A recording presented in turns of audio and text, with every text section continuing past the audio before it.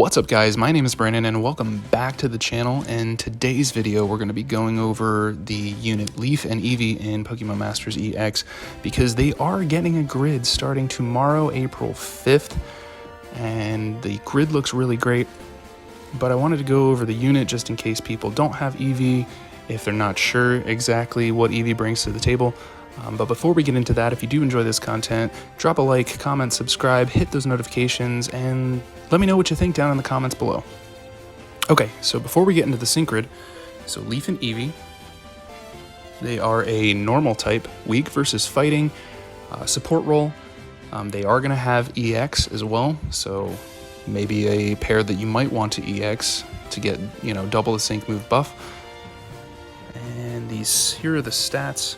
So base HP 668, attack 192, defense 220, special attack 150, special defense 221, and speed is 233. Now if you do max out your Eevee, this is what these stats look like. So you get 100 more HP, and the other stats a little bit different, right? But moving on, we're gonna move on to the moves here. So we have Tackle. This is going to be your 1-bar spam. So power is 25, accuracy 100, 1-bar cost. So no additional effect, but like I said, you're going to maybe want to pair this with a Mega. That way you can spam this and get that Mega faster. The tried and true Potion, right? 2 uses, heals 40% HP. Pretty standard. I mean, Pikachu has it, Emboar has it. Who am I missing? Swanna has it, right? So we all know about Potion. Then you have Iron Tail. So base power 132, accuracy 75. It is a 3-bar move, and it has a moderate chance of lowering the target's defense. So moderate chance, if you're not quite sure what that means, it's a 40% chance to lower that defense. So not bad. But then we also have Let's Go, so it increases the move gauges of all allied sync pairs by 2 and sharply raises the user's attack. Again, you have 2 uses, so keep that in mind. Now the sync move, so 0 power, but it increases the user's move gauge by the user's current move level, so the more copies of Eevee you have, the more your move gauge gets increased. But also sharply raises the attack, defense, special defense, speed, and accuracy of all allied sync pairs. Crazy. Awesome. Then we go down here to the passive skill, so Benefactor. This transfers the sync pair stat increases to the sync pair that will switch in when the sync pair switches out. So it's kind of like Baton Pass in the main series games, right? And then we also have Impervious, so once we boost up those stats, there's no way they can be lowered, which is also great. Then you got the team skills down here. We got Normal Support, Kanto Support, Main Character Support, and Pallet Town Support. So it has all the values here, so when you level them up, these are the boosts that you're going to get. So for example, with Kanto Support, if you raise this to level 4, you're going to get plus 13 maximum HP for all allied sync pairs that have that same theme skill. But that is the overview of Eevee. Now let's get into his sync grid. Okay, so here's Eevee's sync grid. You're starting off with 1 out of 5. So if you have any sync pair that's 1 out of 5 and that does have a sync grid, what you want to do is pretty much this. So you want to fill out the middle, then you pretty much just want to get some stats. So I would probably just get all this here, and you can actually fill out everything. Look at that. So if you have 1 out of 5, you're getting all these added stats, plus you get what? Plus 9 to Iron Tail, and plus, I gotta do some math real quick, plus 20 to Tackle. Not too shabby. But you have Eevee 2 out of 5. So we get this right here. So this is interesting. So we definitely want to get Potion MP Refresh 2 has a moderate chance of restoring 1 MP of the move if the move is successful. Words are difficult, I apologize. But we also This is interesting. Up here, Friend Mend 9. When a move targeting an allied sync pair, excluding field effects, is successful, removes all status conditions. So it might be good for those full force battles.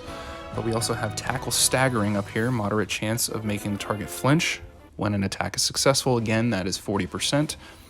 And then you have your Let's Go MP Refresh down here, along with your Iron Tail Move Gauge Refresh 3. So that's a 40% chance that you'll gain a bar when using the move Iron Tail. So if we were going for something 2 out of 5, it would probably look something like this. So again, we're going after that Potion MP Refresh. I would probably go for Let's Go Refresh as well.